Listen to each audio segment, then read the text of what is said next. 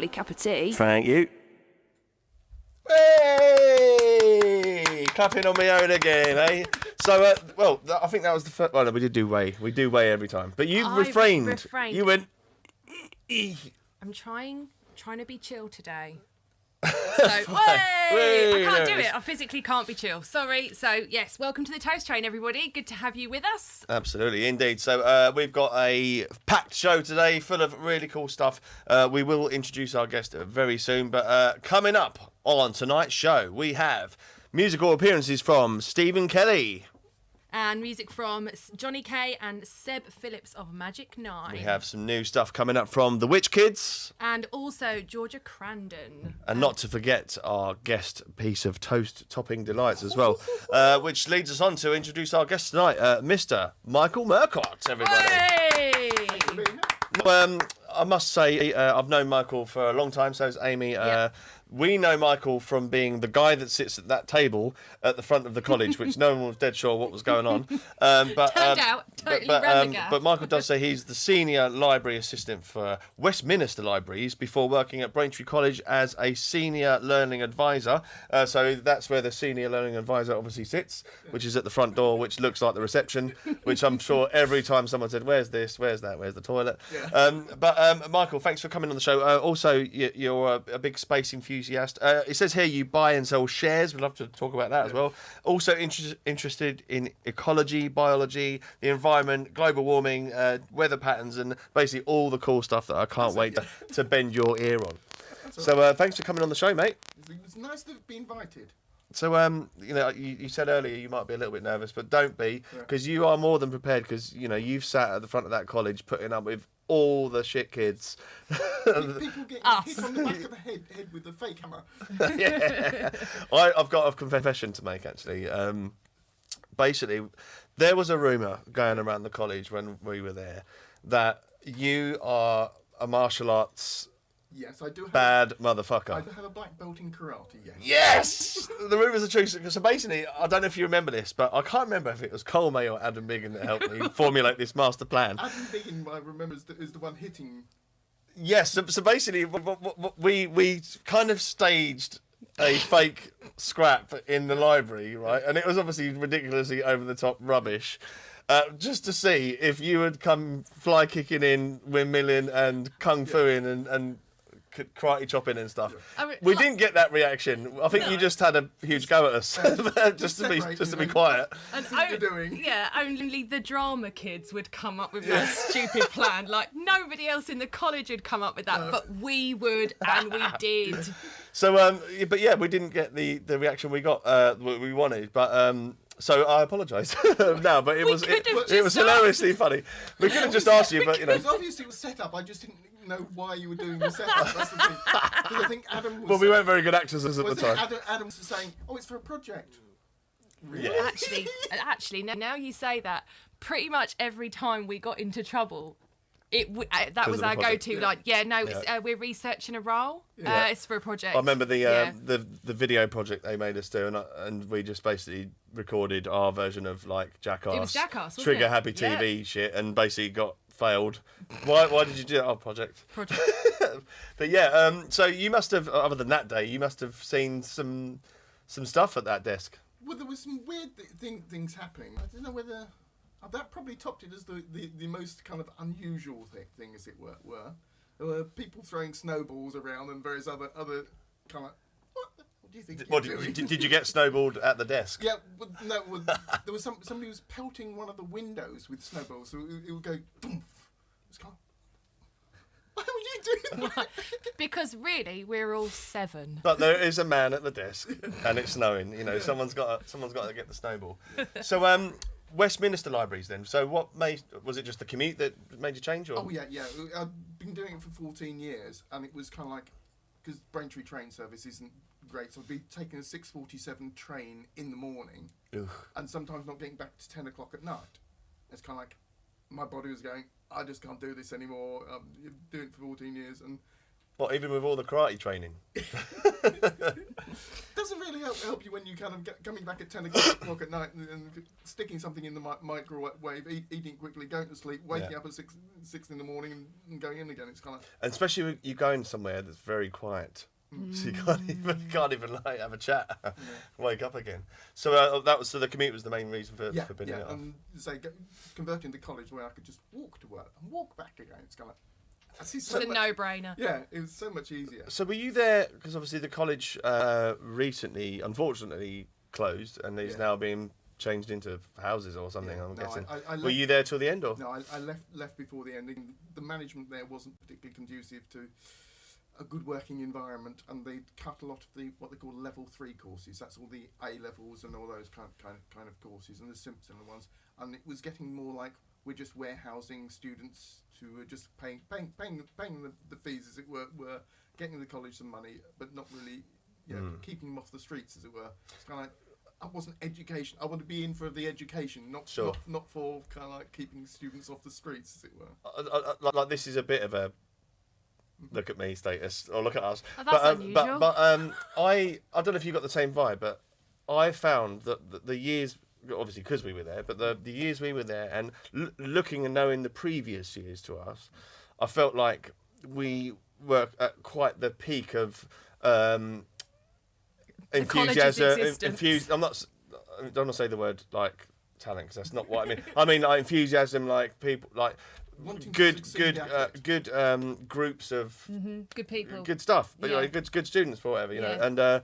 And I found after we left, and you for the few years after, you'd always kind of support the people coming up doing the shows and stuff, and like I found it was losing something. Started to sort of ebb away and lose that sort of vivacity. And then you hear like, oh, now this building's shut and now this course has stopped, and so it was obviously on the way up. Maybe we just wrecked it. Oh, that's not going over there where they went. That's possible. Especially when they run around the library like that. But yeah, so so was that the main reason to go? Obviously, because of the education. It was the performing art students were great. Always liked working with those. And there was something called the access students, who were the older adults who were coming back into education, wanting to get a degree, but you needed to kind of have a kind of precursor qualification. There were some people who were had been 17-year-old mums or whatever, and were forced out or kind of dropped out of education, and one kind of think, no, I want this. And those were the best students. They really wanted to learn, and they were open to learning about anything and everything, and that was what I enjoyed. It was brilliant. And again, as performing arts students, again, they were on particular courses. Again, they were open to learning lots of things. I imagine it'd be quite hard. Karate. I imagine it'd be quite hard for in performing arts in particular for an adult over 30, 40, whatever, to make that choice to want to go and do it again, but have to do that particular study with 16, 17, 18-year-old people like I was. I don't think that would be quite a tough thing to put up with. One of the things, there was somebody, I don't know if you knew, called Miles Scrivener, one of the senior tutors there. I'm not sure. Scrivener rings a bell there. Yeah. Oh, that's Sam's mate, Scriv. Yeah. They're two very different things. Like me, he was balding as well, but he was a Welsh person there, and him and myself were roped in to do Undermilk Wood. Oh, nice. Because they basically, standard thing with performing arts at Braintree, probably across the whole country, is loads and loads of girls wanting to do all kinds of things, very few blokes wanting to do it. Brilliant, wasn't it? Especially as quite a lot of the blokes who did want to do it were gay as well. So even better. Yeah. So opening up your options even more. But so they had a... Opening up was definitely a word used a lot around our years. Undermilk is one of those things that has a kind of 50-50 split of female and male roles. So it's kind of like, well, we got lots of females to doing the roles, but we need some males in. And say, because Miles was Welsh and Undermilk Wood is a Welsh play, he volunteered, and I joined in as well as... How did it go? Did you get your standing ovation? Well, again, it was just a little role, dye bread. Nothing for breakfast, no time for breakfast, there's lovely. Still knows the script. It's my go at Welsh accent as well. Oh, that's beautiful, that is. I could listen to that all night, I could. The only Welsh I do is the, you've got to get some cock, Daffy. We don't know what you mean. I'm the only gay in the village. Yeah, man. I've just got a little couple of things that have just come in on the old comment section. Oh, go on here. then. Yeah, I keep forgetting we got that. The guest on this episode of the Toast Chain looks like the brother of Andrew Locke from Help My Business online TV show with Andrew Locke. We'll have to investigate that. I think. Oh no, he's the money expert. He get you out of debt. Guy maybe. On This Morning or something, is it? I think. I don't know. We'll have to Google that. I'll have to That's Google something that. to do in the And break. second of all, could you maybe turn his mic up a little bit? Sure, I reckon if he leant forward, though, Yeah, that'll make my life. forward a wee There we go. bit. It's just Yeah, that's a few comments I've heard back here on the old WhatsApp. Oh, okay, lovely. At least your mic's loud. Your mic's working. Christ. Back off that, mother. Possibly from all the times in libraries, since I do have a quiet voice. No worries, Yeah. you're officially cranked. All right. Cool. Well, No, we've been corrected. No. Thank you, Martin, by the way. You're talking about Martin Lewis. Martin Lewis is my saving expert. Different guy. So yeah, Andrew Locke, apparently. Right, we'll have to give him a Google. I'll tell you what, that's a good chance for us to jump. I'm going to start again. That is a good chance for us to jump to some music while we look that up. So our first special guest, Adam, who we got? Right, as you guys have got all the bios today, I'm just going to give you the name Stephen Kelly, and you can carry on from there. Fair enough. I've got to scroll down and find that. Okay, so Steve Kelly, S-T-E Kelly, is an IMRO award-winning nominated songwriter hailing from Dublin, Ireland, known for his previous work as founder and lead vocalist of Irish rock indie favourites Raglan's, who have toured and released Steve's songs to universal acclaim at home and abroad. The Raglan's self-titled debut album at number 5 on the Irish charts. Stephen has toured alongside the Libertines, Haim, where are we? The Fray and Twin Atlantic and the Pokes, Awesome. to name a few. Steve's songs have been used in partnership with major brands including Mitsubishi, Coors Light, BBC, Subutica, never heard of that, and Irish Ferries. Just Irish Ferries, just all of them. Just all of the ferries. Amy. Stephen has released music through the international... This is seamless. This is beautiful. Good stuff. Released music through international record labels including Faction, IRL, Motor Music, Fierce Panda, love that, and Gentleman Recordings. Cool. His debut solo album, Bad News Best Forgotten, is scheduled for release in March 22 via Gentleman Records, NL. What has he written here? I missed off an S when I was writing the bio. Sorry. Here's his song, Simpatico. And if you love what you hear here, you can go to at STEKELLY music. Enjoy.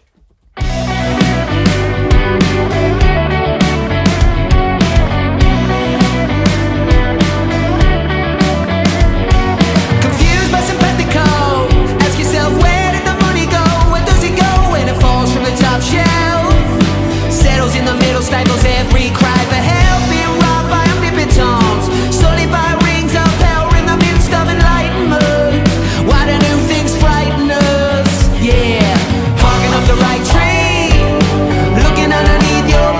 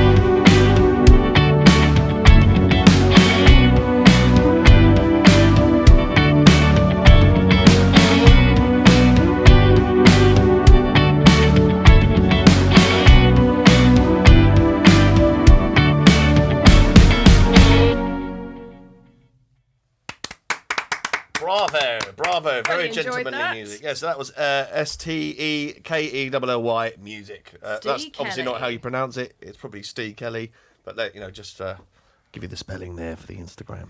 But welcome back. While we were just having that musical break, I took a moment to Google Andrew Locke.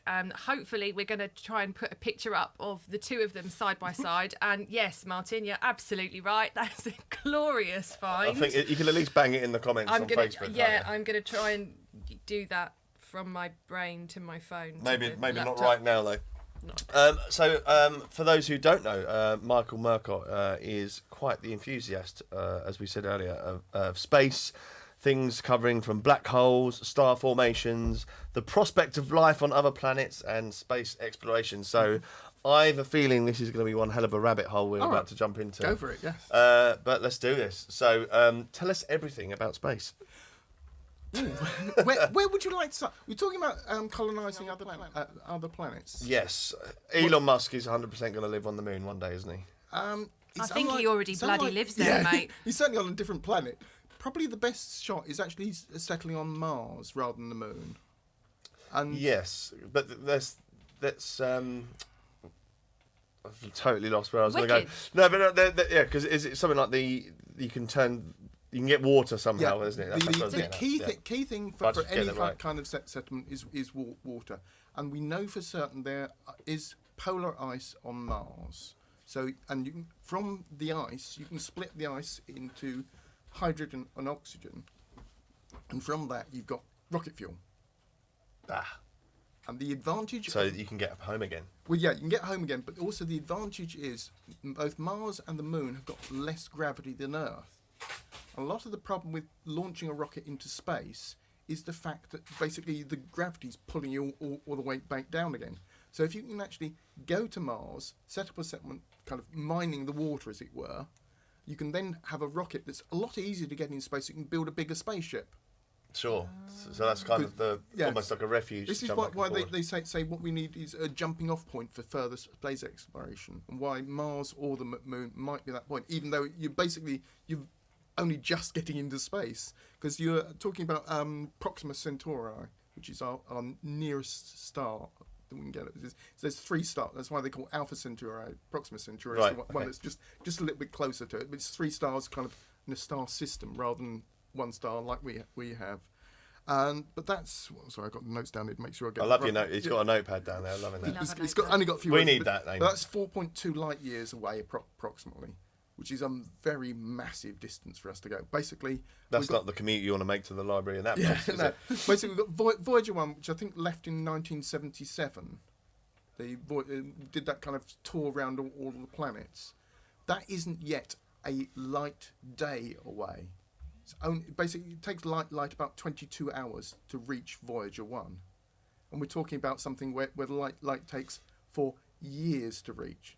So with current rockets and current power, we aren't going to make it to the stars, even if we have a generational ship. But that leads... I mean, I want to stay on this for a minute, but that does lead me over a little bit to folding space, to jump light years. This is the kind of thing. There are lots of potential technologies which might exist or might not, because we don't know yet. We haven't done enough. Whether you can have wormholes or all that kind of thing, or whether you stick with some other kind of more kind of predictable drive. There's something called an ion drive, basically, because rockets work on the kind of the thrust.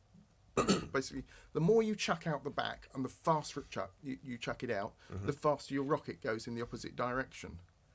But you can have something called an ion drive, which is, rather than chucking out masses of stuff relatively slowly, puts out a single particle at nearly the speed of light. So is that what they use in the collider, that kind of thing? Yeah, basically, yeah. They're accelerating particles to near the speed of light, but they're not actually using that to thrust it anywhere.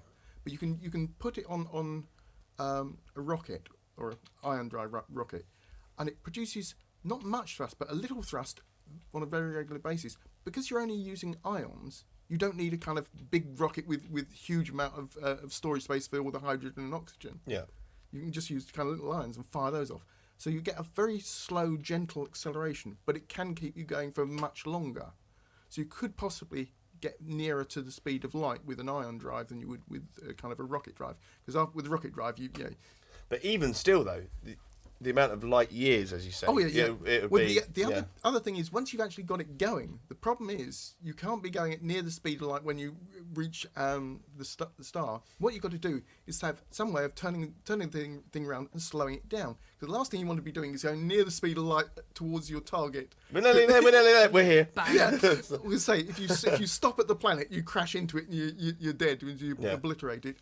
And you want a nice kind of soft landing. As again, going back to Mars, that's why you had these kind of parachutes and on things for the landers. They're all desperately trying to slow the thing down because the last thing you want to do is impact. Yeah, we've created a new impact crater on Mars. That's really that was our fault. Yeah, that's really not a lot of use by doing something like that. So I did have this wild idea years ago that obviously this is ridiculous, but like if you could colonize a ship of some sort, you know, with enough humans that it's not inbreeding, then like, you know, you could send it on its way and keep what they call a generational ship. Yeah, So that's basically- what they were. That was their big idea. I Wasn't mean, it? obviously it's rubbish for I don't fancy that guy. Well, he's the match. Yeah. You know, that's the one. But like in the theory, though, The theory's there, so long as but you'd need over 100 people. and to it make needs to be viable. far enough away related, and obviously you'd want a mix Well, so a mix of backgrounds. You know, That's you why wouldn't want all the one why race. you or want anything. 100 people so that you don't get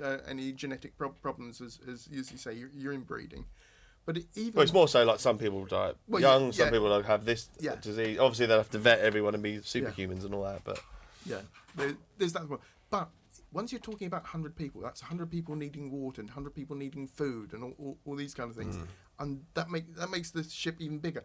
And also, because you'd have to you have to shield it. GM food the hell out of it, wouldn't you? You know, it'd have to be Yeah. like just packets of. You have to also shield it from radiation, that kind of thing. But because our atmosphere is really nice at protecting us. But once you're actually into space, there's all the solar radiation, and it goes out an awful long way into space. So basically, if the ship isn't protected, you're going to cook everybody on board. And also, the astronauts, even on the space stations now, they actually, if they don't work out enough, they actually like your bone mass shrinks, doesn't it, or something like that, or you basically because you wither away essentially. The problem there is that they're what's called 0G, but it's apparent 0G because they're orbiting around the planet. Basically, that everything's falling to Earth at the same speed. So basically, but they're also missing the Earth, so they never actually impact the Earth. As you get into space, you're not actually in 0G because the sun and other planetary bodies are actually still pulling you in a bit. So you will lose some muscle mass, but it's not as bad as when you're orbiting a planet. Because basically, that's why you float around because because you're all falling at the same time. There's no gravity pulling you down because gravity's pulling everything down. It's like when you're in free fall in a parachute dive. You're going, I'm burnt. Until you can actually see the Earth coming up towards you, you've got no idea what kind of speed you're going. So let's say this colonized ship one day does. You know, oh look, there is a planet there. Way, you know, but it's only taken whatever amount of generations to get here. You know, once they're there, obviously if they want to land there, they've got to hope that whatever potentially hospitable place this is, They would have will A, let them land, Yeah. B, not shoot them down before they get there, because we'll be the aliens now. Yeah, that's it. Yeah, You know, you'd had to done some kind of survey of your target zone beforehand. So, and that's going to take ages to get out there. But there is something called radiotropic fungi. okay. He sounds nice.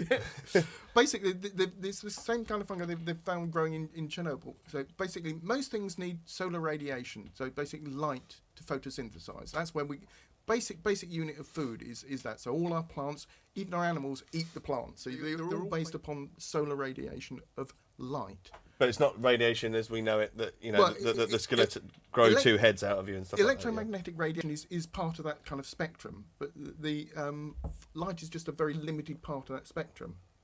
These fungi can grow on the radiation you find in space. So you could potentially breed this fungi to grow in space in the rockets. You don't need to have a light illuminating everything, because then again, that's if you have light, you need more power. Again, more power, you need bigger spaceship. So Sure. it's one of those things of the more things you need, the bigger it tends to get. But as with Mars though, like you're saying they've got like they can harvest the water if you like, because obviously the hydro engine is, I mean, it's been invented for years, isn't it? But they've kept that squashed with all fuel people and stuff like that. Lots of assassinations and stuff. I'm sure. But that and the fact it's well dangerous yeah. if you get it wrong. Yeah, but like what I'm saying is the technology's there for say things like Mars. So if they found a Mars where it's like, oh bloody hell, there's nothing here. I thought there'd be at least another Earth with Tesco's on it or something. But there's going to be some way of harvesting whatever they discover, because essentially there's going to.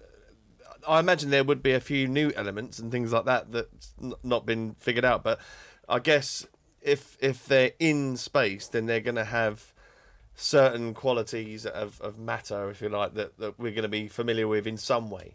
Well, to be a planet or a thing at all. All the basically we know what all the elements are. There aren't any kind of mystery new elements to be discovered. The periodic table is basically we know what's all there.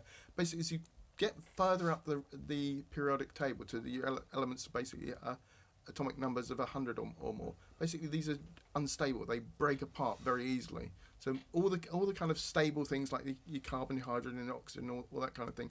We all know about those ones, and there isn't going to be kind of any new kind of magic new chemical that we're just going to come across this planet and it's got X material or whatever. Because they find a new metal or something now and again. What are these are kind of compounds and things rather than they're not new elements. They're nothing that we'd call alien, if you like. Yeah. Basically, everything we've got on Earth, you can make anything out of. It's just kind of how rare is one of these things, like the what they call the rare earth elements, which they're using for a lot of the electronics and things nowadays. That's why all the phones, a lot of the stuff's in China, and they're kind of desperately trying to seek for new sources of rare earth elements. But those will be on other planets, but it all depends on the numbers. And again, that comes back to linking up with other things. It's the stars again. So based on that, then, so like obviously we as human beings love to fantasize about aliens and big green heads and all that sort of stuff. Do you think, with that said, then, that the likeliness of something being way out there in its form, creature wise, or environments that it can survive that we can't, and things like that, based on the periodic table and what we can predict is out there, do you think the likeliness of some sort of thing that can live in the middle of the oceans of Jupiter or whatever is just not even worth thinking about? Amy has a question. Yeah, well, my question to you is: are you talking about like a sentient being, or are you talking about base level?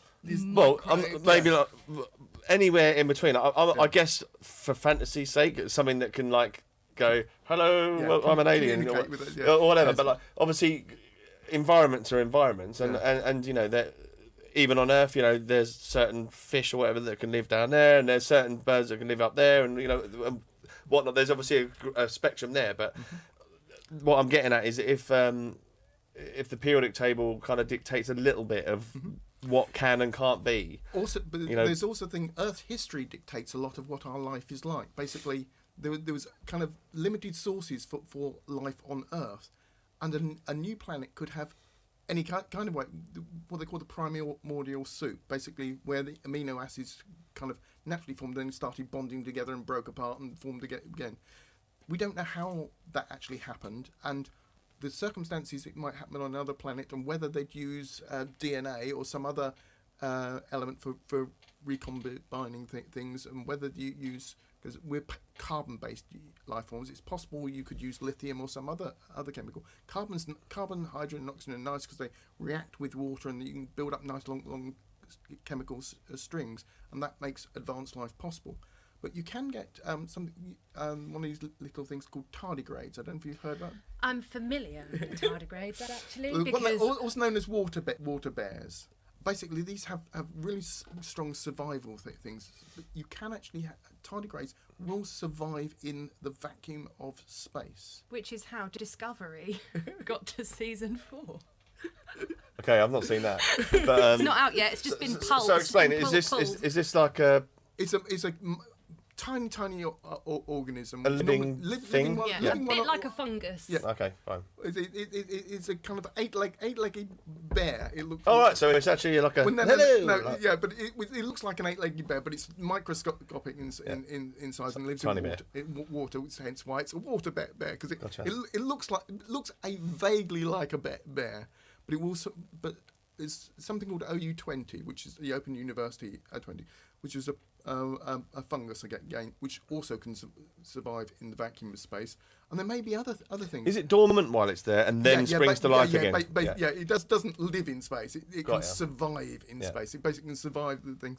So it's possible there could be quite a few things that could survive, as you say, in hostile environment. Like the cockroach can live Yeah. in like the nuclear This fallout. is it. And that What kind we of would stuff. regard as hostile environment, some other alien life form may be able to survive, maybe even prosper and thrive in those kind of things. There are, again, bacteria which can just live on eating rocks.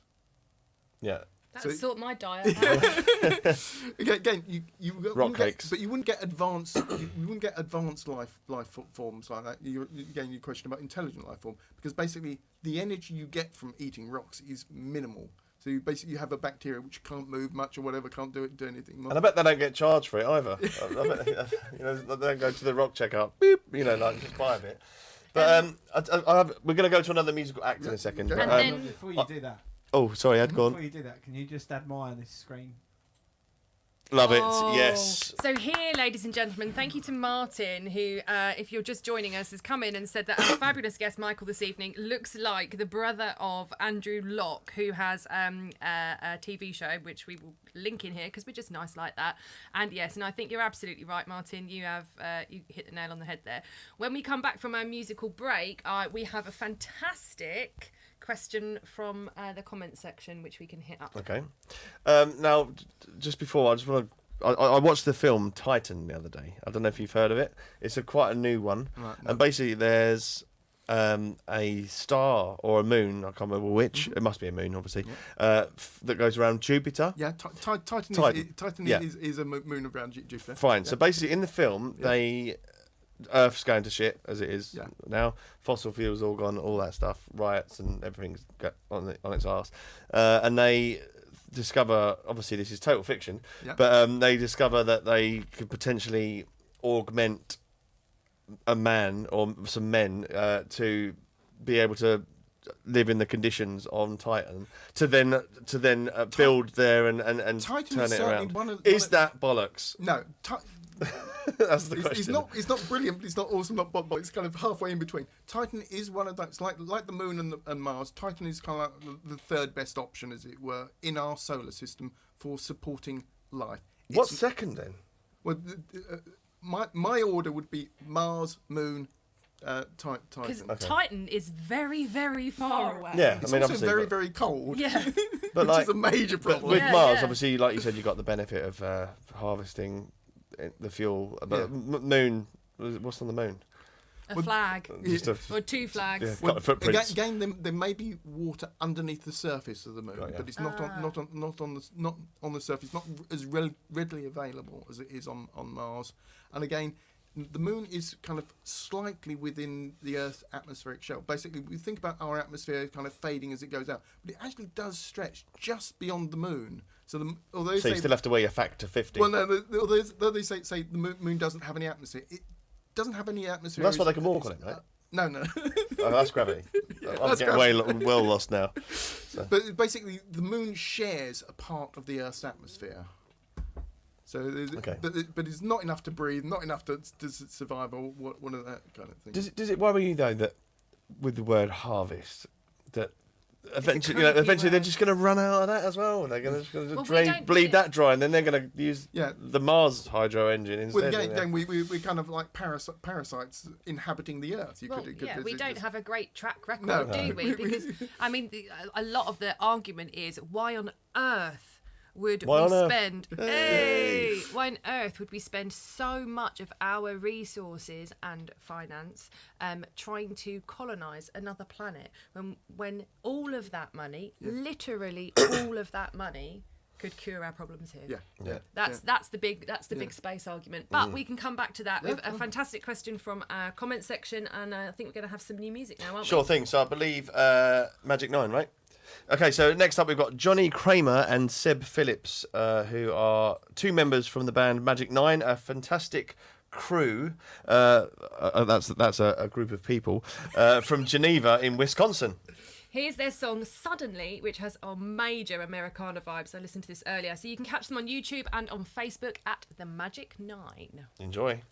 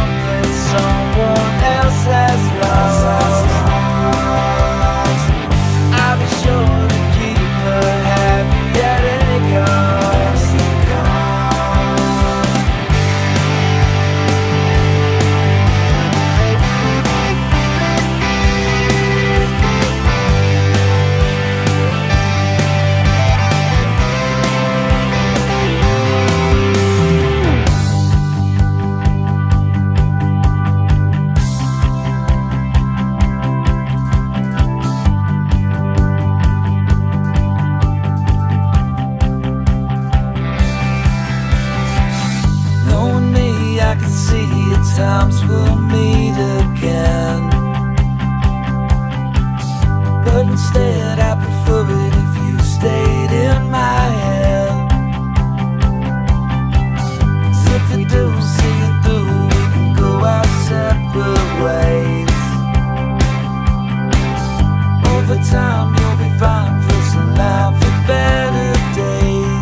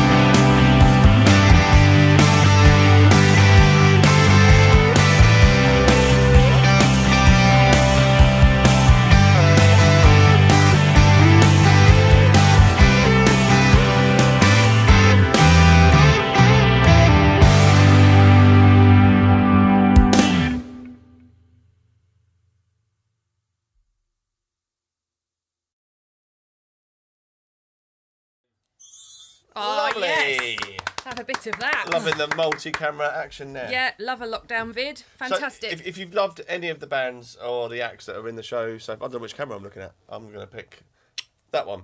That one. If you loved any of the bands or the acts that are in the show, please do give them a like, give them some love, because it takes a lot for them to record it in the first place, and it's lovely that you guys can listen to it. So give them a like and give them some support. But we are back now with Michael Murcott, and we're talking all things awesome tonight.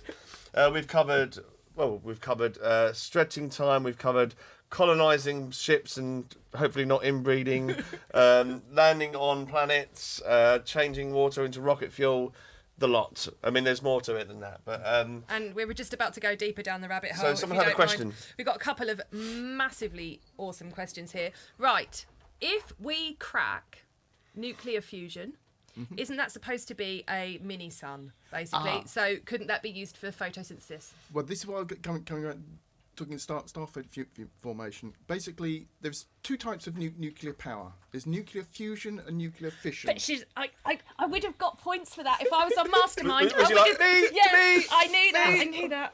And so the suns and other stars use nuclear fusion as their power source.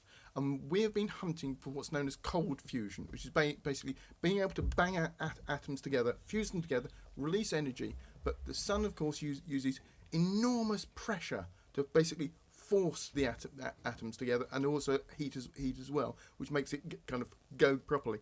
And that, in basic terms, the hydrogen gets fused into helium. And as it does so, it releases energy. Right. I'm just glad for that whole sentence that we didn't hear Adam having a piss That's good. in the background. Lucky he forgot how to shut the door. You're on the podcast pissing now, mate.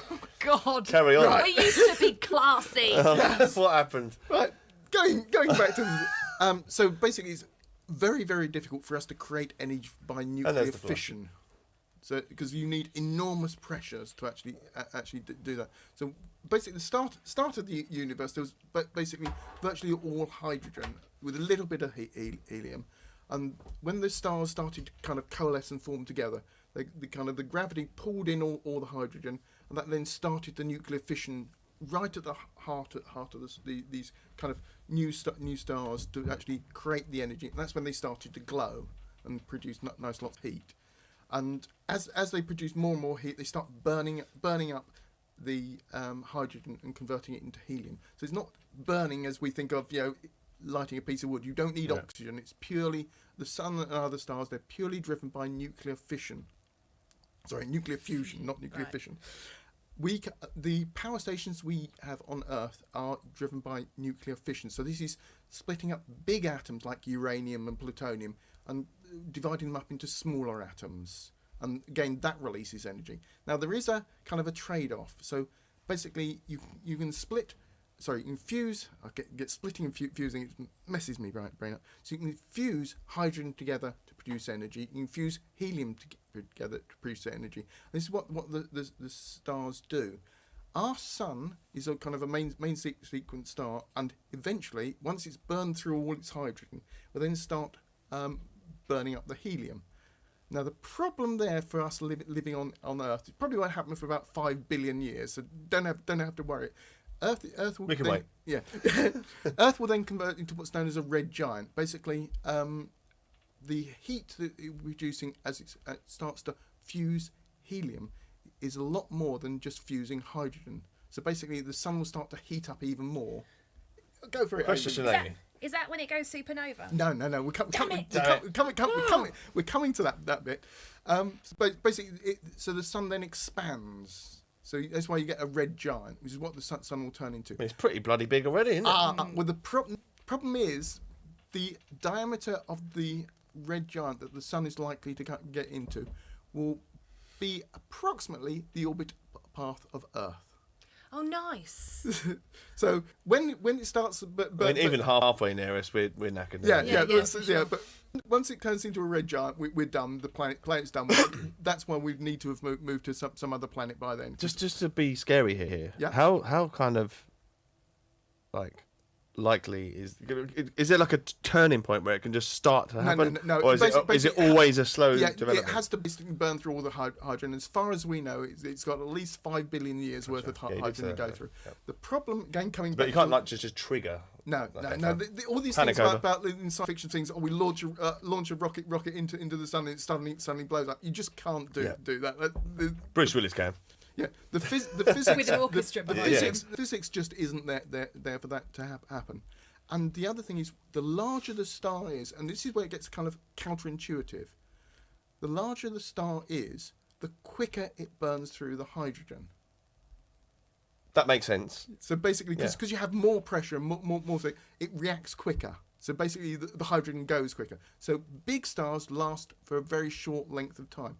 Relatively small stars, which is actually what our sun is, last for billions and billions of years. So when we're looking for life on other planets around other stars, we want a nice old star because it takes a while for the life to develop and you get intelligent life and whatever. So you want a nice old little star. The word "old" is a tricky one to say, though, isn't it? Because if you look at just Earth's history and what we know, like when we talk about billions of years ago, this dinosaurs, that is big enough. That for us to fathom them, isn't it? And then obviously you start talking about, and the son then was probably like, yeah, I'm a teenager in a minute, but like it's hard to when you think millions and billions, it's kind of because if you think of us, we think of dinosaurs as that was then. Yeah. And, we know that we had the Cretaceous period, Jurassic period and that. But then there are literally millions of years, or I could be wrong, I could have misread this. There is a very, very, very, very long period of time between when Stegosaurus was on Earth and the bloody T-Rex was on Earth. They never met. No, but to go back to the disaster shit, though, like obviously then there's been a few events in that time where something has gone wipe out. Had snowball Earth for 300 million years. The Earth was basically one massive snowball. So long. And it was only basically the pressure, all that ice, which basically created volcanoes, which burst through the ice and melted it. It was basically. But how? Before. That's a good question. I know. But go back to the question. Just quickly, to be the same distance from the sun, how did the snow stay there and all that stuff?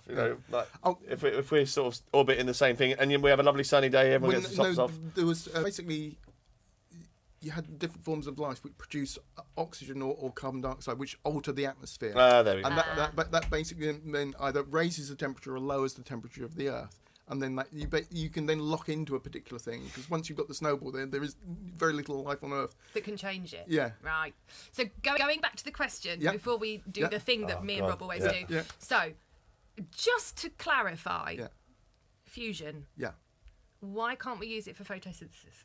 Well, you can't do cold fusion. Basically, you can only do fusion in the heart of a sun or star. Okay. Because we don't have the capability to create that. In theory, you could do it. Say you do hot fusion, but you can't do cold fusion. Basically, you need for hot fusion, you're putting in more energy than you're getting out. Okay. So the ideal thing is you want room temperature where you don't put any energy in and you just magically get energy out from fusing. And you need the hydrogen, but that's not the big problem. The problem is that you can't fuse it easily. They just basically hydrogen wants to be hydrogen. It doesn't want to join up to become helium.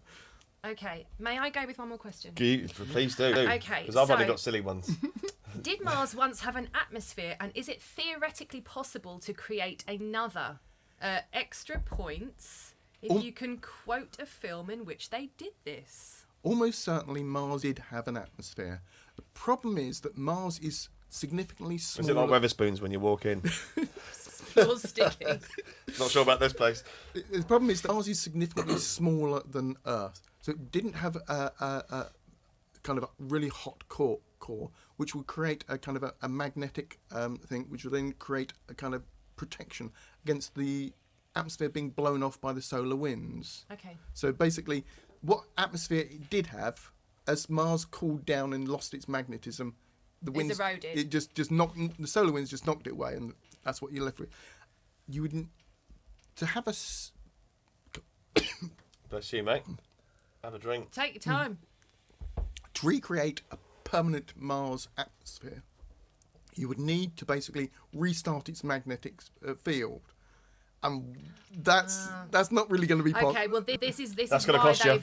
this is why they've asked Will they about kick? the Will they film. kick Mars like they do when they test your tyres?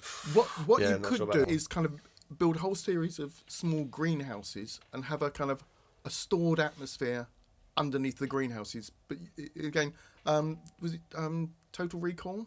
Yeah. When they puncture the skin and you're basically screwed. Yeah. And also the Mars, the film. Yeah. Yeah. Plus, Arnie would Yeah. save the day. You know, but Yeah, you know, yeah, going with the original Total Recall, Yeah. not any kind of remake. when the eyes pop out, just laying on the surface. I must say, I did like that. If there's women with 3 boobs on there, then let's go. But right, Amy, did you have another question on the? You said a do. bonus On point the or thread. something. I have not read this yet, so excuse me. I have another question for today's guest. Other than the environmental issues, we keep being told that we need to switch to nuclear fuel because eventually fossil fuels will run out. But how much fuel, in terms of time, do we have to continue using energy produced by nuclear fuel? Right, question. as they say, there's That's a a cold, really thing. good question. Nuclear fuel isn't a renewable fuel. No. What it is a low carbon fuel. So basically, you don't produce carbon dioxide, which is the thing that's doing the global warming. So it's kind of a nice interim measure, but it isn't a permanent solution. Mm-hmm. And also, the problem with the nuclear power stations, they take 20 years to kind of design and build and do all the safety checks and whatever. So it's not something you can suddenly switch on to. Yeah. I feel like we're going to ask the same question here. And aren't they really? Don't they? I could be wrong here. Yeah. This wouldn't be the first time. Aren't they actually not that good? Don't they? And off the back of that question, is it true that they can't turn them off, or something like that? No. Depends. Homer Simpson did. Well, yeah. They can be decommissioned, but again, it takes it's a lot, produce a lot of waste, and it's really awkward. And you're basically leaving the problem for the next generation to solve what to do Which with is the whole point So of it us literally is trying like a barrel to- in the bottom of the thing Yeah, somewhere, yeah, in it's- concrete. Yeah. So nuclear fuel could be potentially used as a stopgap, but the problem is it would take 20 years to get the stopgap up and running. So, And you're far better off ignoring nuclear power and going straight to your renewables. geothermal, wind, solar, all the ones we know about, and there's plenty of it. We can produce, with the amount of energy the Earth is getting, 100 times more energy than we're currently using. on that subject, there's solar farm plans going up in Braintree now. I believe a friend of ours, Elliot, near his land or whatever, like all the fields and that, they're going to be turning all the sort of surrounding fields in Braintree into solar farms. So you for that, against it?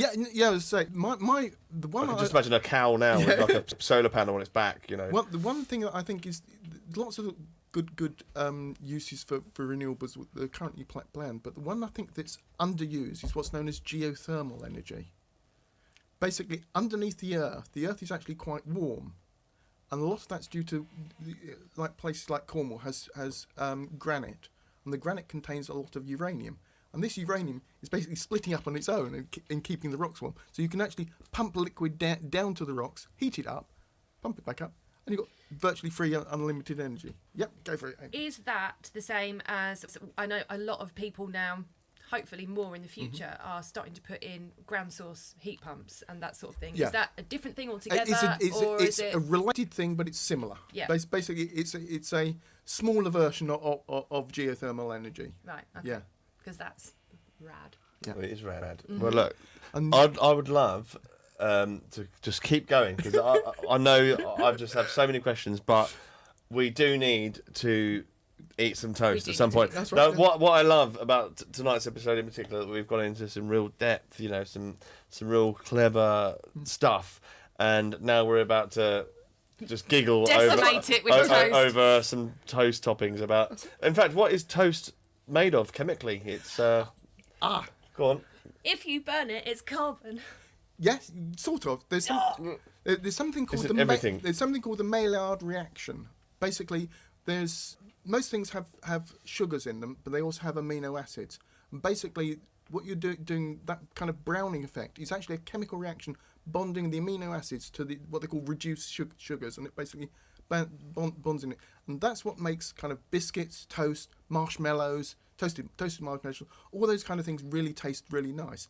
The slight downside is there's a potential risk of cancer. Awesome. Yes, it's the carcinogenic. That's it. Yeah. Exactly the right word. Yeah. So is that the case with like flame grilled and charcoal Basically, grilled? and that if you if you're burning something rather than cooking it, you increase your risk. But it's only a potential risk, so it hasn't yet been proved 100% that it will. It's a potential carcinogen. Well, let's hope that Michael doesn't burn the toast tonight.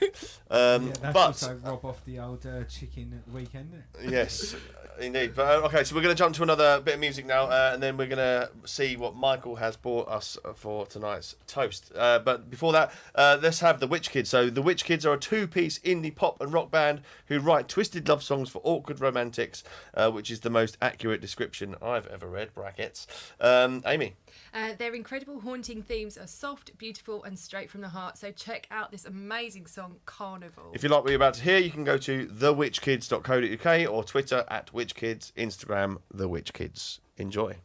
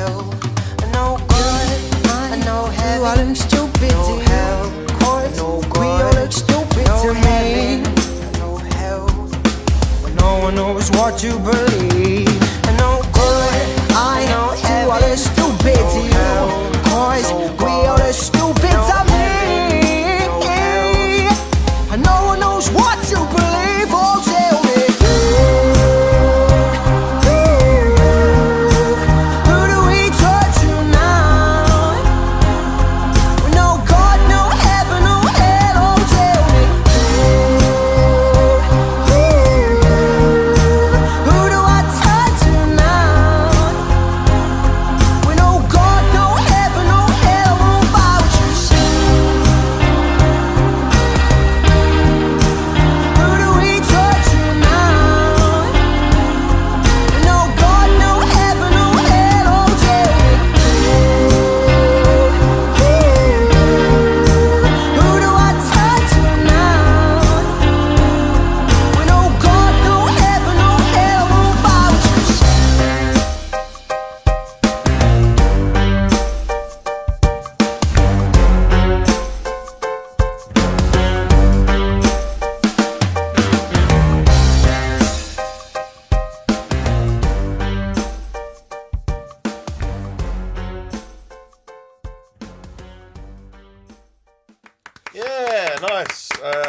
good friend of mine, Fully Ben enjoy Daniels. that. Love that. Yeah.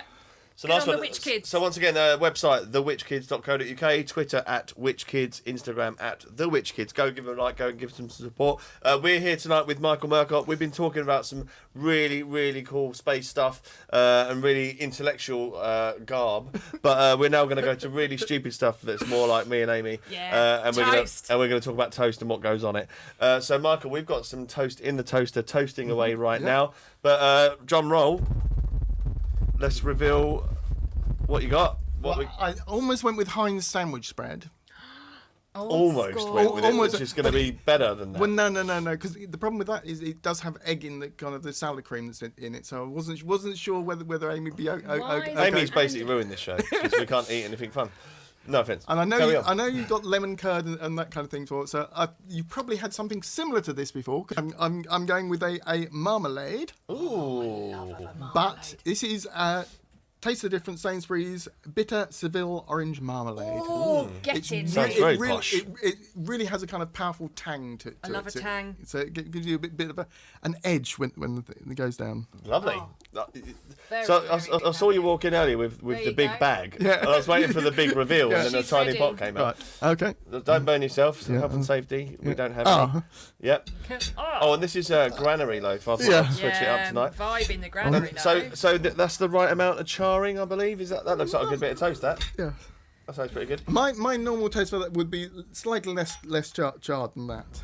Less carbon. Less carbon carbon, based. less- So, Michael, as you spread this beautiful, you can move the plate over if you I want. was, That's, I was trying to not hit the mic as it that's were. all right. Just chuck it out of the way if you want to. So, is this something you'll eat all the time? Is this- I will eat it quite often. Yes. Obviously, you don't drink, so you don't come home drunk and like. No. Basically, Amy and I in the past would come home drunk. And obviously, like, what can we eat? Put on the toast. And like an entire loaf of bread. Yeah, and then obviously you're coming home sober, so you don't necessarily get the cravings for the midnight snack. no. But what's made you lean towards marmalade? You know, what other? Well, it's just a nice fruity and it just tastes nice. It really it's kind of and it wakes you up if you're feeling sleepy. Have some kind of sharp Seville marmalade and you kind of I'm alert now. Yeah, there's other stuff for All that. we need to do is Yes. One of which is alcohol. Yeah. Backstage at any That's what you gig. call soporific. Whoa. Another Nice big word for. So what's the chemical compound of a marmalade from Sainsbury's? I don't know whether there actually is a single chemical compound. I just wanted to sound clever. Yeah. Just to make up. Because basically it's lots of plant ingredients in there. So Got me fingers. So, in fact, Michael, why don't you cut yourself a slice first Yeah, let's before you do pass that. it over, and There you then go. this is already going to be 10 out of 10. isn't it? I've fingered it already. Yeah, so Said the vicar. is it So- supposed to be to the actress to the bishop? Well, you know, with Amy's bum in my face, I can't say anything right now. So for the people of the podcast, we are being presented with slices of marmalade, not just any marmalade though. What was it, Michael? It's Sainsbury's Taste the Difference Seville marmalade. On granary bread. Adam, come over and get a slice, mate. Oh, God, that's so good. So, yeah, I'm not normally a fan of onions, but this is really good. Yeah. So, I'm normally a jam guy, but I'd eat that. the standard 2 questions then. Crispiness. Yep, Little good. too crisp. It's good for me. The crisp is good. Maybe a little overdone in the toaster. Sure. I think the dial might have got knocked because usually we have it spot on. Also, I think granary does tend to go quicker. Carbonise. Is that a word? Yeah. And then I'm using If it. not, it is now. the next question then is scores. What are we going to give this one out of 10? Well, There's a bit of lemony taste to it as well. oh, it's so lemon there? good. I'm not sure of all. I didn't check the Or is it ingredients just the before I- zesty miracle we call it an orange? Either way, they're really good. Zesty miracle.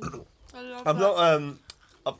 I've got to admit, I've not really eaten much marmalade in my life. just because I probably don't like it. One of those reasons, but I'm in. Absolutely down. love it. Do you want me to bring you over the slice? That's all right, I'll grab it in the next Oh, break. oh. It's all good. Congratulations, Michael. That was superb. What are we going to score It's a Michael high score. out of 10? It's a high score. I mean, would you normally butter it, or have you gone straight on? I when I'm having to, because then you mix up the butter and it. That's 2 points Yeah, minus can't have a for me. cocktail. I love mixing anything. What I will do is have buttered toast. Just On butter its own. toast on its Real own. butter, or like No, it tends to be one of those can't believe it type things. you'd think it's butter. Cool. I'm going to give that a solid 7. Solid 7. Nice. I'd give that a 7. If there was some sort of veggie friendly butter base on there. You see, you've got to get the toast out hot, butter in, wait. Yeah. Let it sink. Then the marmalade. Yeah. Then that would have been a So solid you can't mix 10. the colours. You I got don't the palette. mind You've the got to let mixing the of the colours, you've got to but let the butter just I drip. think for maximum yum, just let it get Sponge in. You've got to be get careful it with in that, the though. veg. So It's the not butter- toasty though. It's all squidgy after that. Oh, that's You kind of just- cool though. if you know your onions when it comes to toast preparation, you can get it just right. Yeah, but still, if you leave the butter too long and you try and spread something on Yeah, there, then you just start peeling all the stuff ripping the away. top layer of the toast off. You It's guys not are good. not professional. But that's worth a round That's of lovely, applause. lovely. Thank you very much. Yeah, Thank you, brilliant. Michael. So, just a bit of fun here. Yeah. We've got another musical act at the end of the show to close the show. Georgia Crandon. So stick around for that. And the Vintage Youth, her band, Georgia Crandon and the Vintage Oh, Youth. there's an and as well. Mm-hmm. But I had a bit of fun just on Google. Not that kind. Just some questions, spacey questions, right? Now, I would love to just fire off, say, 3 or 4 of these. Right. Maybe 5 or 6 or 7. We're under pressure. Yeah. and- Take a deep breath. And as brief layman's termy Right. way, Single sentence. pretend we're 5 years yeah. old Yeah. because we've got the brains of 4. Yeah, talking about Right. on Reddit, there's an ELI 5. Explain like I'm 5. Yes. Oh! But love just that. like that, to pretend like we just don't. Yeah, just pretend you are Don't actually know talking to nothing. me and Amy, who actually are dumb. So, okay, so quickly going down here. This is a fun one. Does the influence of gravity extend out forever? Question mark. Yes. Great. Okay. But the problem is with gravity, it weakens with distance. So basically, anytime you get very far, it's why the Milky Way is a spiral galaxy. Basically, they're all the gravity of all of the stars is they're orbiting each other. So the whole of the Milky Way is a spiral because they're all kind of revolving around each Actually, other. that brings me on to something I listened to the other night on the podcast. Planetary migration. Mm-hmm.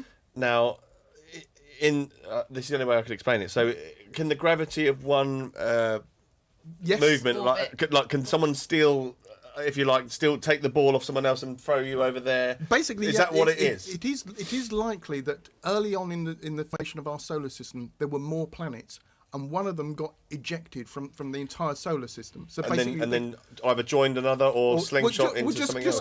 Slingshot is the word. Slingshot, yeah. Because they slingshot to, hypothetically, when you go into the correct orbital path of Yeah. one large mass. If you have to blow up an asteroid coming towards Earth, you have to slingshot around the back. And so you use that power to Yeah. slingshot. Basically, But a planet- going back to Voyager, back at the start, the reason why Voyager's managed to get so far wasn't because we had a really powerful rocket. Basically, it had all the planets basically lined up in a kind of a queue.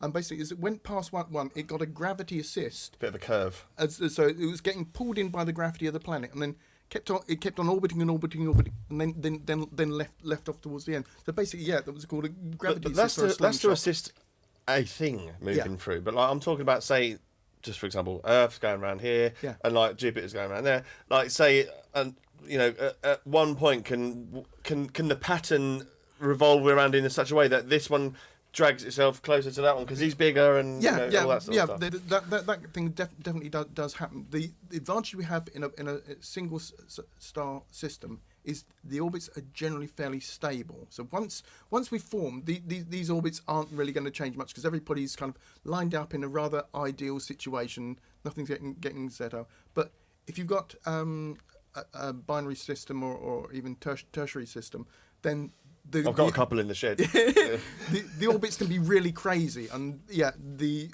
orbit of a kind of like something similar to Jupiter would destabilize lots of the planets. So why, when we think of multiple star systems, they're unlikely to have planets. Most of the planets are going to be around single star systems. Okay. So that's one of the things we're looking for is single star systems rather than binaries or tertiary systems. All right, thanks for that. Right, let's have another look at another one. This is a really, really dumb one. I'm not even going to read that one, but just so you know what it was what is the colour of the sun? But let's just skip that. Cause I'm Sure, it depends. For me, it's yellow. What you're looking at it through. Okay, Exactly, yes. this is a good one. What keeps the sun still spinning? That's kind of what we go around, Yeah, right? it's called conservation of angular momentum, if you want the real... Oh, sexy. Basically, Put that on my CV. basically, when the sun was forming, as I said, there was like a cloud of hydrogen gas that was slightly denser than other places in the universe. And basically, as kind of two elements of hydrogen came in together, they didn't come kind of straight in and clump. They kind of spiraled in towards each other. And once that spiral kind of has started, the new ones also kind of join in and with the same spiral. So it's almost like our planets are keeping the merry-go-round going for the sun. Actually, our planets are a kind of a victim of conservation of angular momentum, because as this happens, basically, as new atoms join the sun, it spins faster and faster and faster, and it gets denser and denser, which means the stuff on the outside has to spin even faster due to the extra mass. And then basically the speed is so fast that it can't basically hold on to all of the matter of the sun. So you get what's called a planetary disk being formed. Basically, there's matter ejected from the sun, which then goes and forms all the planets. Which is why all the planets are all on basically the same plane. Is that what happened? Is it Jupiter with the ring around it? And we don't really know about the rings on those ones. They could be kind of collisions of moons. So I thought it could be to do with like equator of that planet, and it's just sort of drifting between the poles of that. But again, it could. There's lots of this stuff. It's very difficult to prove. We've got lots of theories and lots of physics and whatever. We can predict various things, but it's kind of like we can't tell what happened, 600 million years ago. We don't know. So sub question then with spinning sun and our galaxy around that sun, whatever. Is that one piece of obviously like a master revolving system, or are we, if you like, in geographically speaking terms, set in that part of space and that's where that lives, or does that whole part of space move around another thing? This is when you get what actually happened with the Big Bang. So there's lots of theories about the Big Bang and ways of describing it, some of which kind of mess your mind up, basically, because basically everything was part of the original explosion, if you want to call it. It wasn't quite an explosion, but everything was part of that. So basically, the Big Bang happened everywhere all at the same time. So because we originated in the Big Bang happened at our current location, and everything else is then retreating from us. Yeah. So it's difficult to say where is the centre of the galaxy. It's really hard to not want to ask what was before the Big Bang and what was there, isn't it? Oh, yes. Go on. Okay. Well, we don't know, but my favourite theory is basically there was a big crunch. Basically, there was a pre-existing universe, and basically gravity took over and pulled everything back in again, and coalesced everything into. But when you have your hands there, right, everything's here. What's there? Like in that part of again empty space, because basically everything's been pulled out. Or possibly, if you go out to a very, very, very, very, very far down, there could be another universe which is also expanding and collapsing. Yeah. What bends my brain is that if one of them's doing that here and one of them's doing that here, what's in this nothing? Like, but what is nothing then? But Like, are you asking what I mean? how far does the nothing go? Yeah, so basically, like if you're saying that this ball of something has an edge of, there has to be something in the middle. Well, no, because basically, if the edge would be subject, if there was something at the edge, that would be subject to gravity as well, and would get pulled in. So they're really literally but nothing. from edge to edge, there's some sort of measurable distance. There'll be a measurable distance, but there won't be anything in it. Just the vacuum of space. Just the vacuum of space. But that has to be a something. No. No, it's an absence of something. If you could travel, because that is what a vacuum is. Nothing can survive in a vacuum. No, I'm not about surviving, but like what actually is the space? There cannot be anything in it because there is nothing. Yeah. To be in. Yeah. Nothing can be in it. That's where my head goes. It's again when you get into these big things, that's the kind of thing. But I love it though. I love it. It messes with your brain and thinking about that kind of thing. And it's possible that because there might be other universes out there, because the matter that's on the edge of our known space, as it were, Where is the edge of our known space? Well, yeah, basically the Just keep walking that way. Turn Straight to line. left. As the crow flies. Keep going. Again, it's difficult to tell, but there are basically we tell when stars are going away from us by what's called the redshift. Basically, light when things are moving away from us, light stretches out. The light wave stretches out, and it turns blue to red as the wave actually kind of flattens, as it were. It gets pulled about. So basically, things that are going from us as fast as things. Are you talking about from the Big Bang Well, no. propulsion? If you're looking now from Earth and looking at stars, stars will have a faint red light to them, and the more reddish they look, the further away they are, and the faster they go going away from us. So, the ones that are going fastest and furthest aren't actually just slowing down; they're actually accelerating. Away. Okay. So they're not being kind of pulled in by all the rest of the gravity from the. So these. And again, could they be subject to that slingshot-y Well, the stuff other as well? possibility is that they're actually being attracted by the gravity of another universe, which is beyond our vision, as it were. We can't see into another universe. We might be able to feel their effects of But would gravitation. it slow up when it got nearer to the source of that gravity, or would it just crash into it and they would blame it and they would call that their meteor or something like that? You know, does that make sense? I think I know what you mean. The problem is what basically the stuff that's on the edge is going near the speed of light. So and the stuff on the edge of another universe would also be going near the speed of light. So basically, they wouldn't see it coming. Right. You kind of like suddenly, woof. That's it, game over. We've been hit by a massive thing that's traveling at near the speed of light. It's kind of you wouldn't see it. It's kind of. Love Game it. over. Yeah. Love it. Okay, let me jump to another one here. That was quite. I'm sorry, this is really rubbish for you guys listening, but I'm just sort of reading for some fun ones. This is cool. Would a guitar sound the same on a space station? Ooh. Can I say Yeah. what I think, Yeah, and go then for you it, can yeah. tell me that Yeah, it's yeah. shit. So on a space station, surely everything is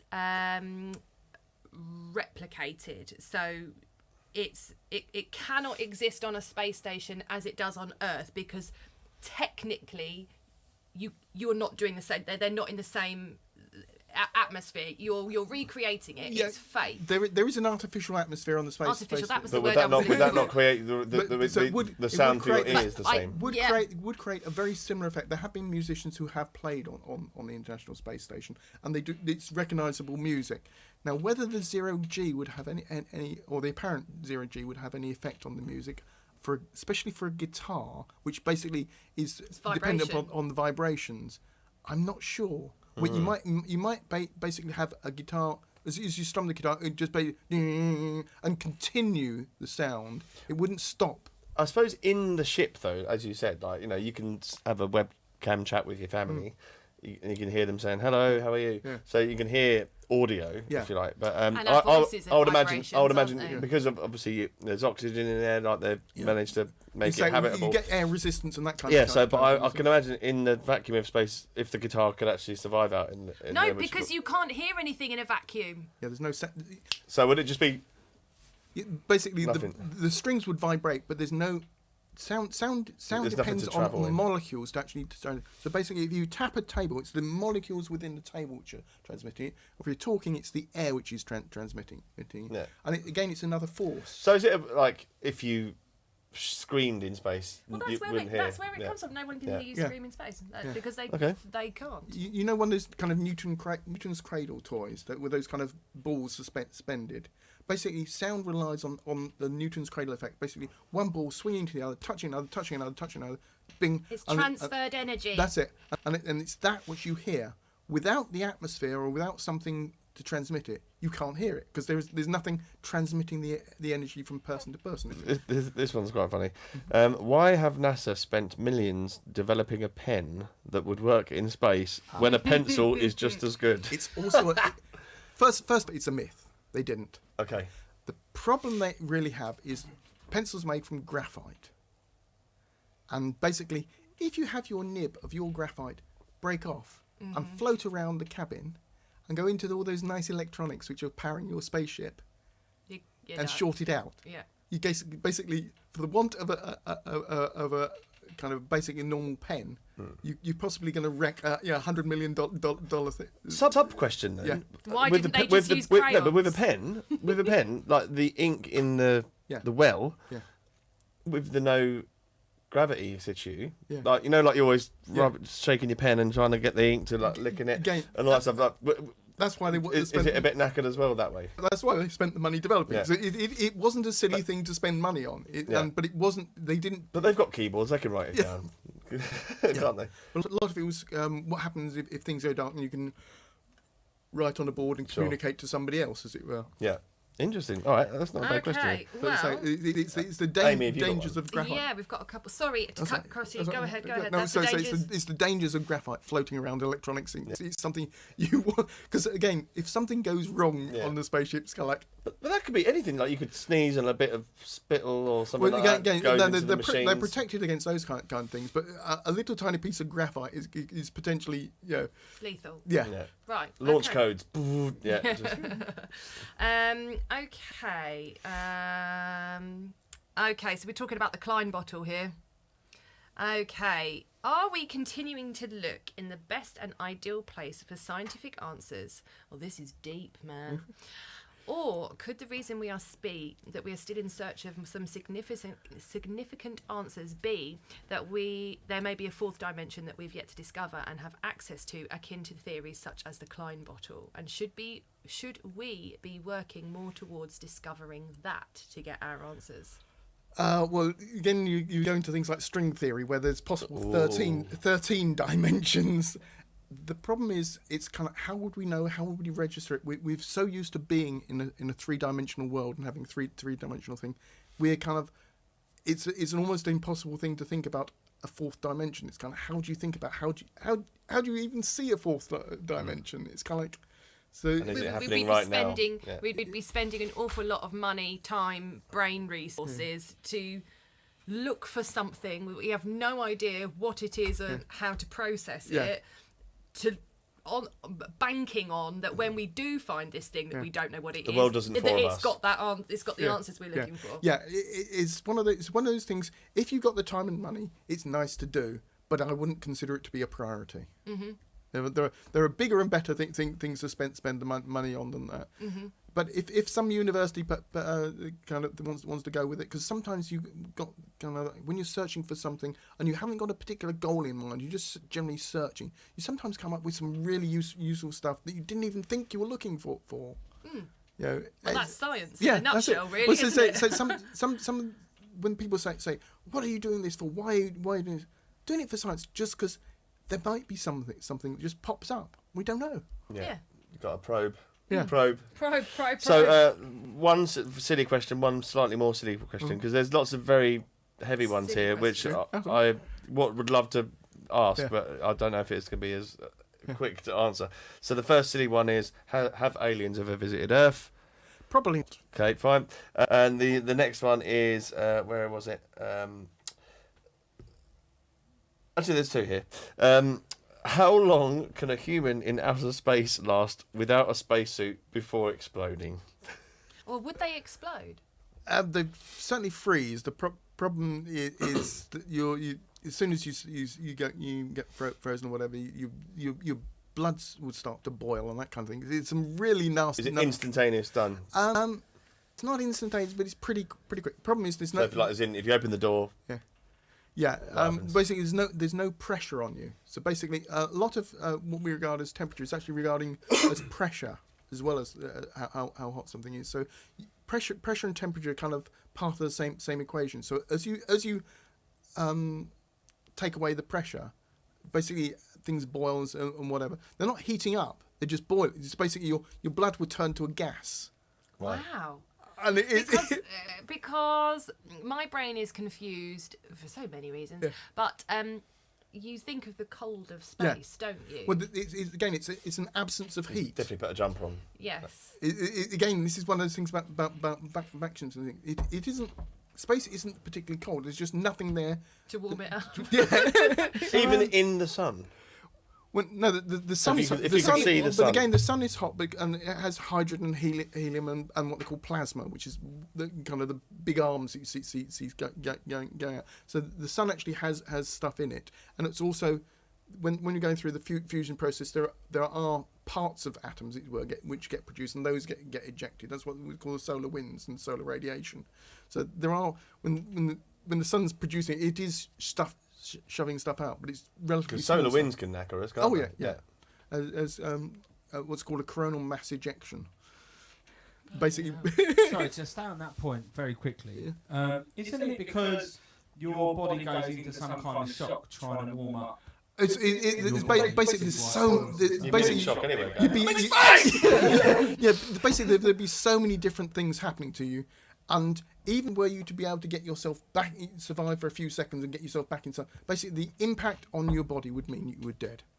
Even if you could be brought back in time, the system shock, the amount of for the second or so. Yeah, amount of damage to your organs or whatever, there's no way you'd be able to survive it. Guardians of the Galaxy lied to us, Rob. Yeah. And Doctor Who as well. Yeah, full of holes. That. Well, look, I mean, Michael, will you promise us that you'll come back on? We'll come back. There are just endless, we didn't get to supernovas, which is what. Go on, go for it. We've got time. Okay, so when you're converting to the helium, basically you keep on doing that till you get to iron. Now, iron is the tricky one. When you basically again you're fusing atoms together. When you get into iron, you're now starting to use up more energy than the fusion process is actually creating. Okay. So basically, the sun won't be the sun. The sun is too small to go supernova. Basically, the sun is going to go through a red giant, a white dwarf, and then a black dwarf. Basically, small dead thing in the space.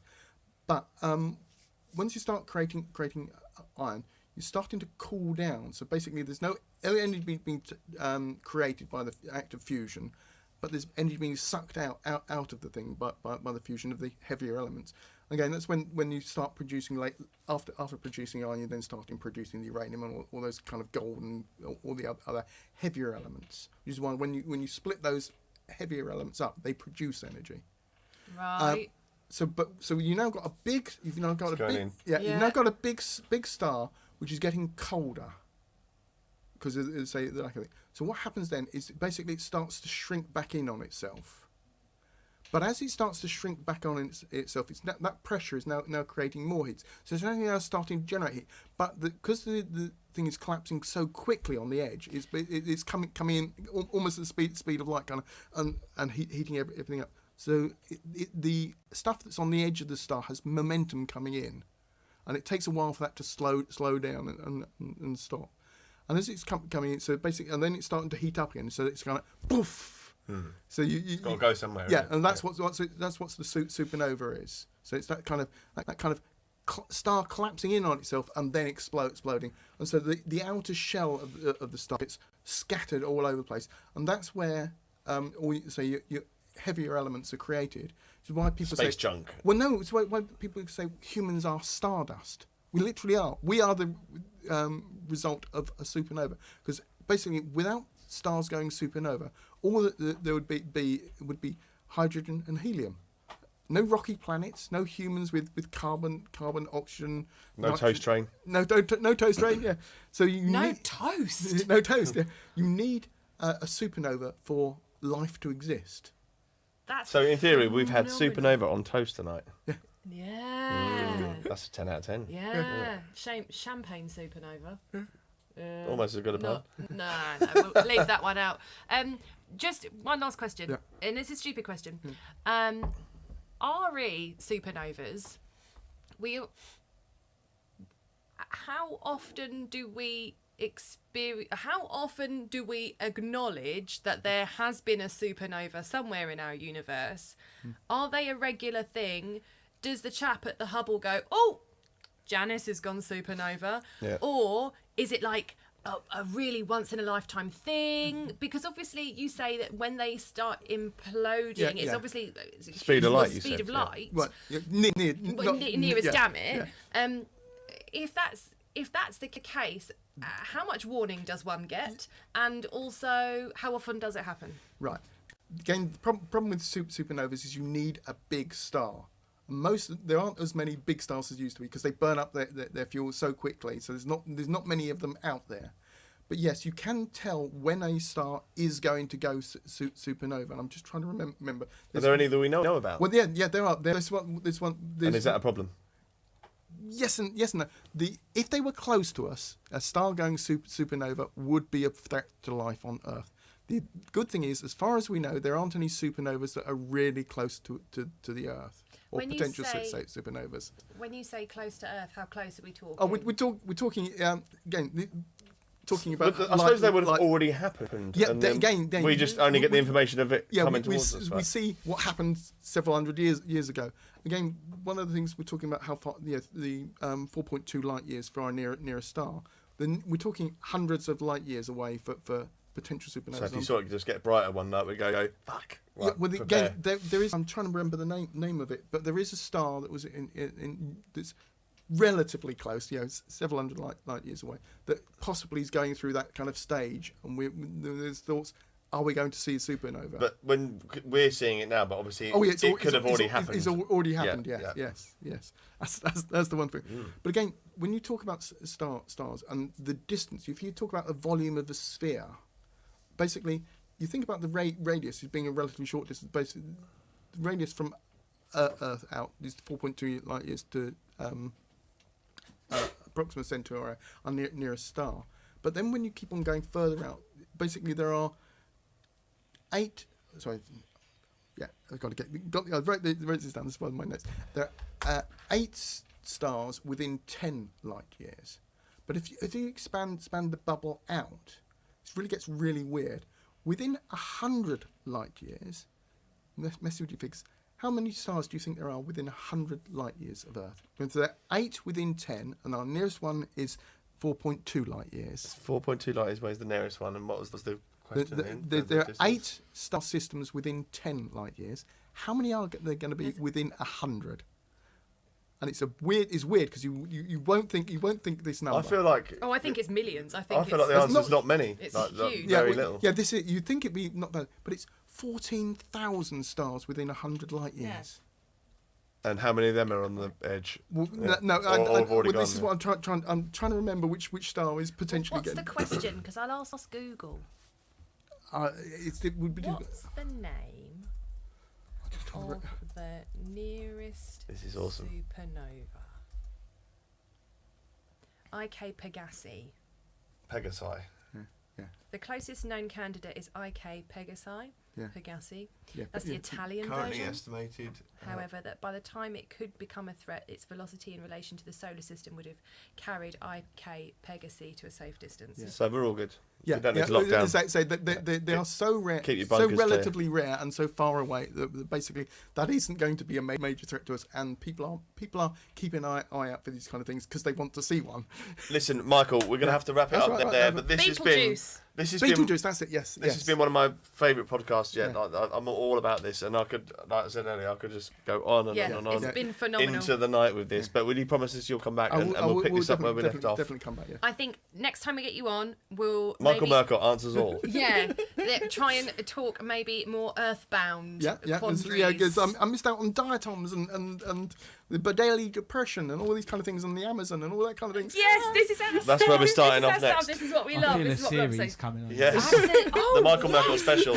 Yes, let's do a series. Thank you so much for and coming on. If people do want to ask questions in advance, go for it. Because you do have, you had a YouTube channel and somewhere where people can subscribe to, right? Yeah. Tell us what that is. It's MJ Murcott is the YouTube channel. It's got about a million views on it. But Mate, can we stream on your channel? Because we got none. amazing. only problem when you're talking, I've only got about 3,000 subscribers, and I haven't done many recordings recently because of various life issues, whatever, have got in the way. But there are about 700 videos on there, so it's going. And are they all space based? No. So it's Michael Murcott knows everything. It's literally that. No. There's a lot of environment, a lot of some politics, some histories. There's all kinds of things. But this is exactly what we want on the show. This So is- can you this just is- put a you wig are- on and be someone else Yeah, next week? just come in 3 weeks' time and we'll talk about everything. Yeah. Everything. Thank you so That's so right, much that's for it. coming on. You've been remarkable. this is our jam. Yeah. Marmalade. This is It's our our marmalade. marmalade. We love it and we can't thank you enough. That's good. Listen, so to close the show, we have a piece of lovely music from Georgia Crandon and her band, The Vintage Youth. They're from Essex. They've toured all over with their fantastic retro pop music that echoes Janis Joplin and Mark Bolan with Amy Winehouse vibes. Described as super cool by the BBC, we can understand why. Check out their single called Until We Meet Again, and this is by Georgia Crandon and the Vintage Youth. If you want to check them out online, it's georgiaandthevintageyouth.com, and her Twitter handle is at Georgia Crandon. That's GeorgiaCrandon. Nice. You've been listening and watching the Toast Train. Thank you very much. Good We night. forgot the That's sponsors. the show. right? Oh, can't do that, can we?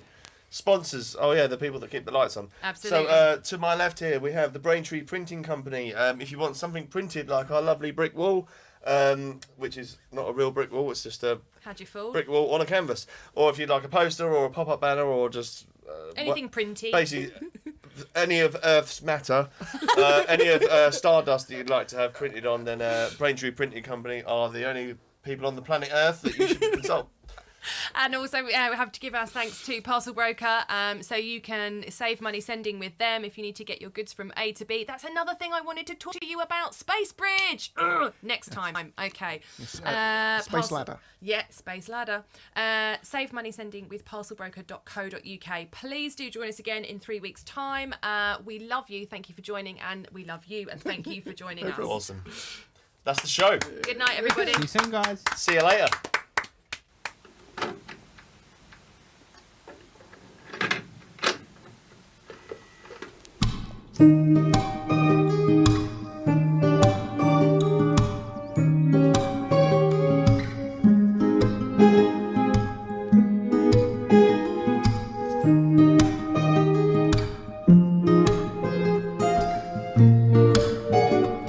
It's getting late, love, I have to go.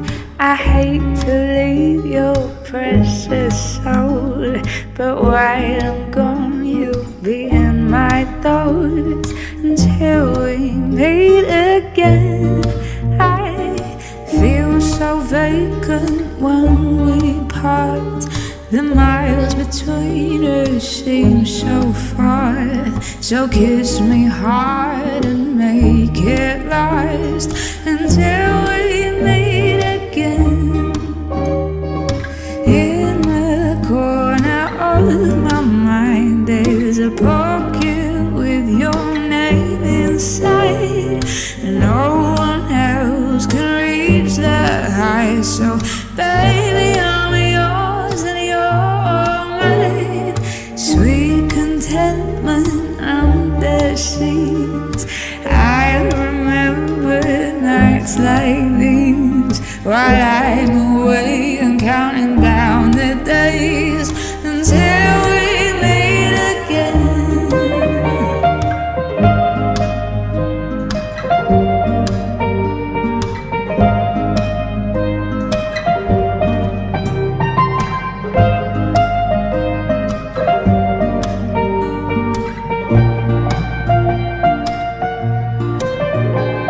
I thought of things for us to do when we get a moment or two, but for now I've written this too. Until we meet again, until we meet again.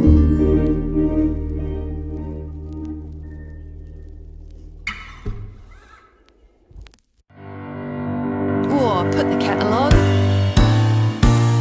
I bet you were wondering what the hell is the Toast Train Show? It's mostly waffling about the things that we probably don't know. Come here to join us and see where this random chit chat goes. On board for the Toast Train Show. Oh, lovely cup of tea. Thank you.